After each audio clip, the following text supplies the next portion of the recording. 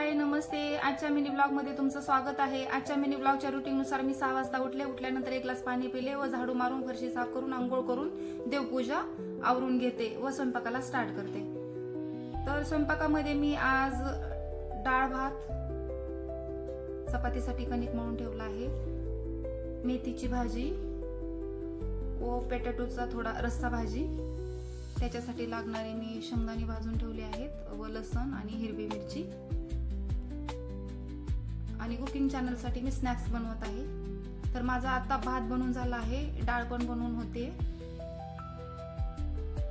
मेथीची भाजी आणि पेटाटोचा रस्सा भाजी बनवून झालं आहे, चपाती पण बनवून झाली आहे. मी जेवण करते, तुम्ही पण जेवायला या.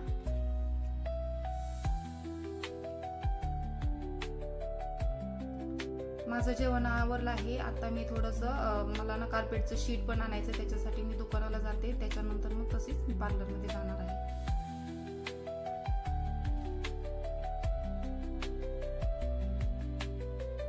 पण शॉप बंद होतं, आता मी त्यांचा नंबर घेऊन मी सलूनला आली.